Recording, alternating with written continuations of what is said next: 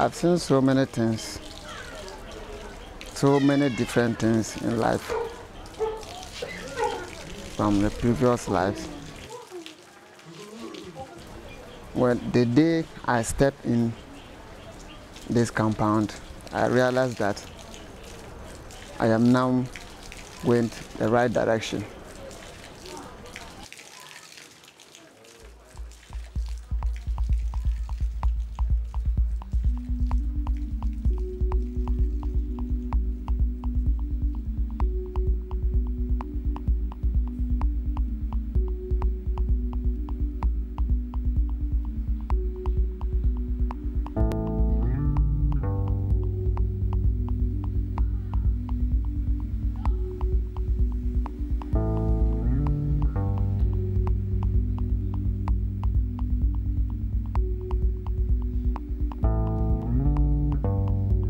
Agbobloshie is a big slum in the biggest slum in Ghana. Yes, and it happens to be in the center of Accra. It has a population of about 70,000 people now.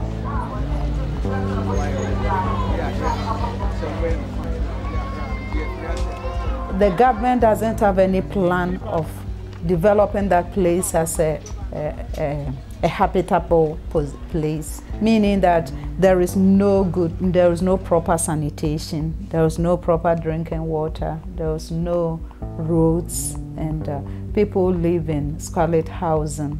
The environment is polluted, and then it has become the dumping ground of a lot of both human, environmental, and then animal waste. And the place is very polluted, and a lot of people don't even want to go there.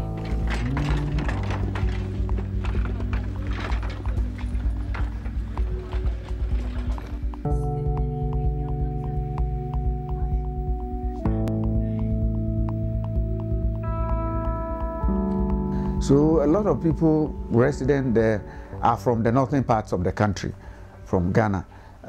Others are from, other areas in Ghana. Now, most of these people are unskilled.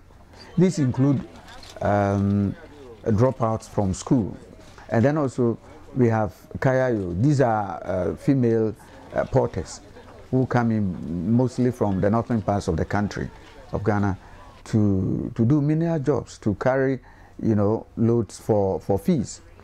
These people have no skills, Then we have truck pushers. There are, a large number of people in the community who go about as truck pushers. They carry loads. They also carry loads on trucks for fees. And these people, when they grow old, we make them understand that at their old age, without skills, they cannot survive.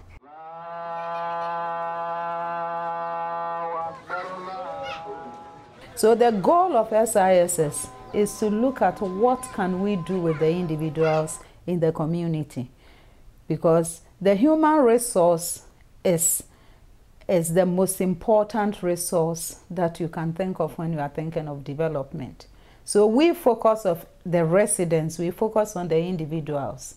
How best can we help these individuals? Yes, it's good if they get good sanitation. It's good if they get proper water to drink. It's good if they get housing.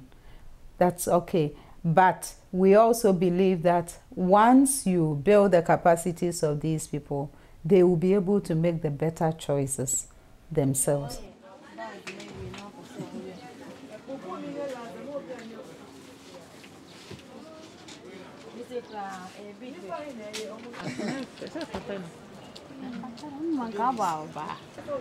It's good to learn something from your hand. Even no matter what you have, you need to have something in your hand. Learn something, and you'll be able to do it yourself.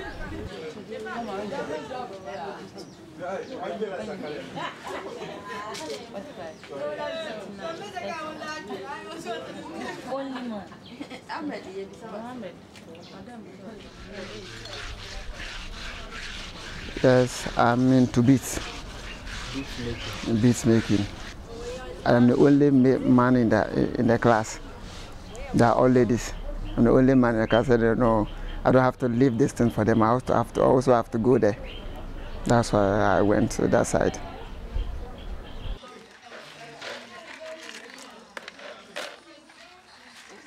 Self-help initiative support services believes that the large unemployment population in the country can be solved if people can acquire skills and then work on their own or be absorbed in the formal system. Now, the core business of SISS is to train and empower marginalized people in the society through skills training and then personal development. Under skills training, SISS has been training people in batik tie and dye, in catering, in computing, both software and hardware, in hairdressing, and then in beads making.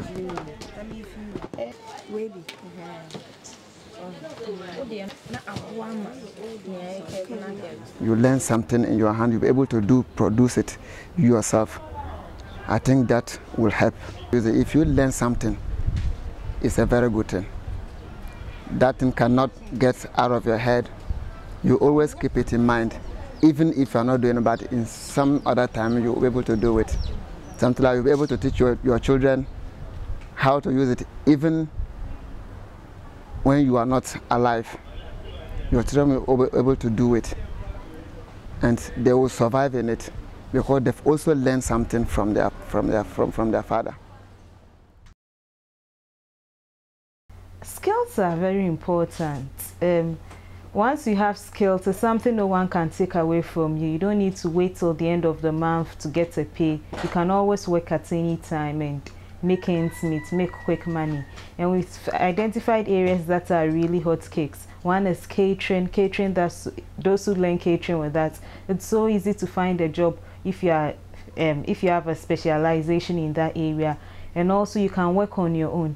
If you go along the streets from here to Medina, you see so many people selling plantain chips, donuts, bread, all these things along the roadside. So it's one area people would always buy food. People will always want to eat outside. So if you do it and you do it well, you are likely to get so much money out of it. And apart from the catering, to another area that sells well too is the batik. Nowadays, the country is trying to promote the wearing of traditional wear. So they've made Friday a day where all organizations, government organizations, are supposed to put on an African way just to promote these things. And with the area of batik tie and dye, it's a locally manufactured attire. So we try to encourage people that they can make a lot of money by making these batiks, targeting big organizations. You can even contact organizations, get their logo, corporate colors, and design clothing that you can sell to them and make money. So we always encourage them, don't just learn the skill, but be more aggressive, market yourself well, and you'll be able to make ends meet. And so far, so good. People are buying the idea, and it's working out well. So the reactive, we don't need any warm water. We don't need any hot water. And the ingredient, we don't need caustic in the reactive. We need only what, salt, soda ash, and the colors. So no caustic. Yes, things will change for me because I wasn't know this thing, how to do it. But this time I learned it when I went home. I'll get one and start doing it. So my life will change.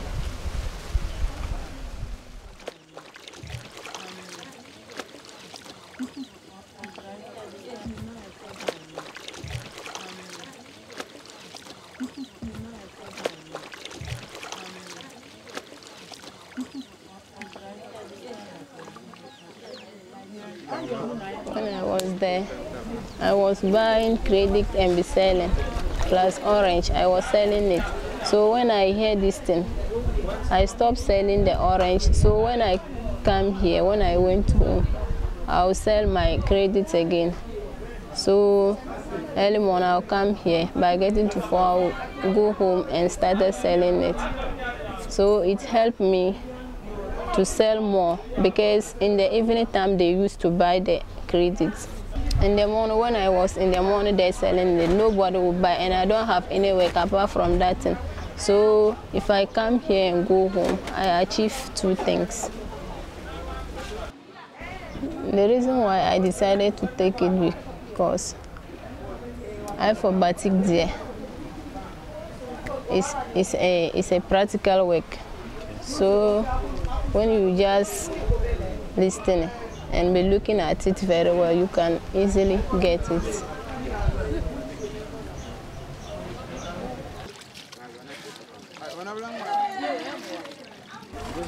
This thing, I know it can help me more. If I even finish this thing here, I will not stay here, then I'll go to my hometown and start doing it, because here there is no space where I stay.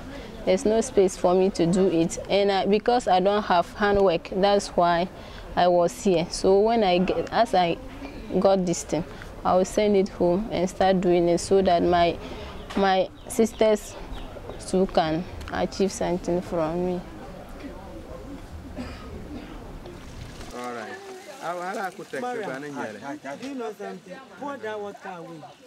For the skills training, the main aim is economic empowerment. That's one area, but we just don't do the skills training. We also have what we call personal development sessions, and under the personal development sessions there are so many topics that we cover. One of them is confidence building. It's always so obvious. Students who come in fresh have a very low self-confidence. They can't even express themselves, and it's one thing we always focus on. Make sure they leave here better. When they are coming in fresh, they are so timid. They are even shy, even opening the door, the way they even knock to enter. So we try to teach them that depending on the setting, in the work setting, you don't need to do all these things. We try to build their confidence, help them to speak up.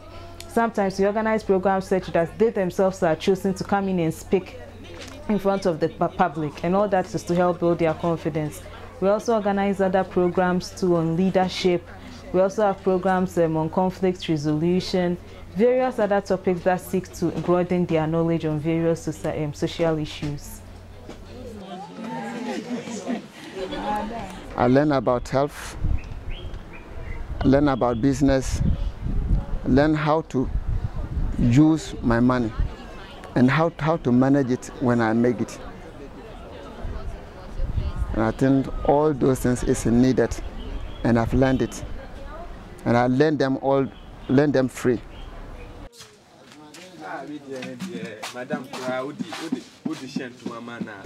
Since I came here, I learned how to eat, because I eat on time here. And I learned how to talk to my colleagues, or to speak to elder person.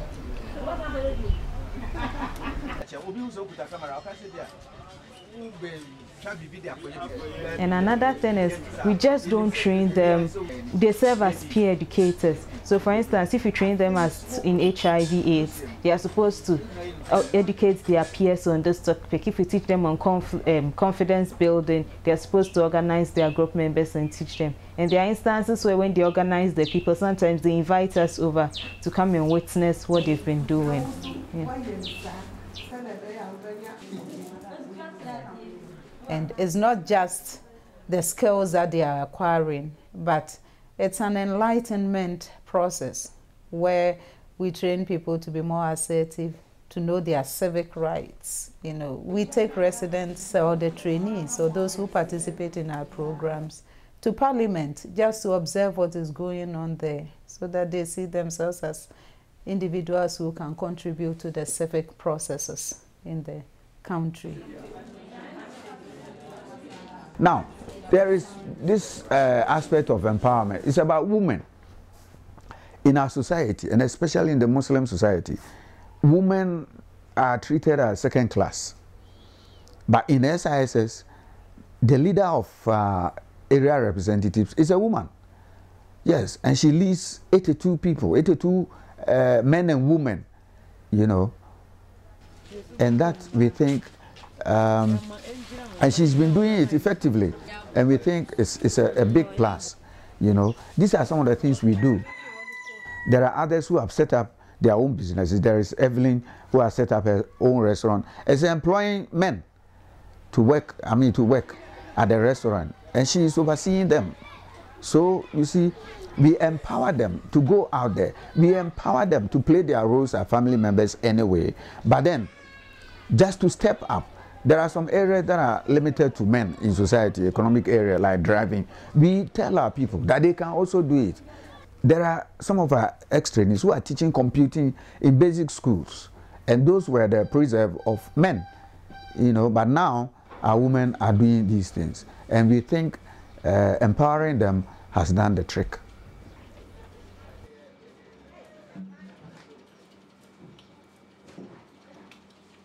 I just want to appeal to voluntary organizations, to funders, to society, to groups, to government, to agencies here in the country and elsewhere abroad who can help us, you know, to do our work better. Well, our main need is financial. That's the major need. We really need funds, and Comic Relief has been our main sponsor for the past few years. They've been very supportive. And we also work closely with African Outreach, which is a UK organization. I'd like all those out there, if there's any way they can help us over here, we would gladly accept it. If you can dedicate just a few hours, mentor our students, spend time with them, perhaps you're a banking official, you can spend an hour a day talking to them, and they really appreciate it because they are just so much used to their surroundings. If they get somebody, a neutral person from, let's say, a higher background, interacting with them, they feel more at home, and it helps them interact well. So I'd just like to reach out to anybody out there. If you can invest your time here talking to our students, serving as mentors, we'll be grateful. SISS is expanding, and giving the more assistance, we can reach out to more people. Yeah.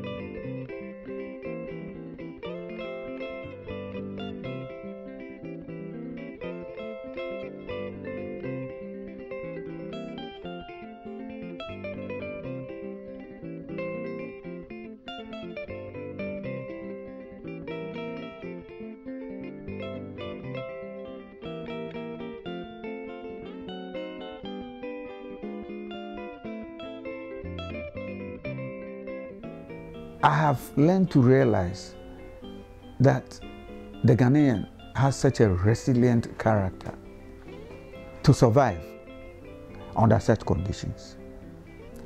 And given the little push, some of our colleagues in Agbobloshie, some of our country people in Agbobloshie can rise to the top. To SISS, we are like picking pearls in a very dirty environment. You know, people that nobody think they can come out. We locate these people, we build them up, and it's very refreshing, it's very comforting, it's very motivating, and we have helped a lot of people over the years. Yeah. So if you just see the broader environment, you won't see the best part of it, which is the human being.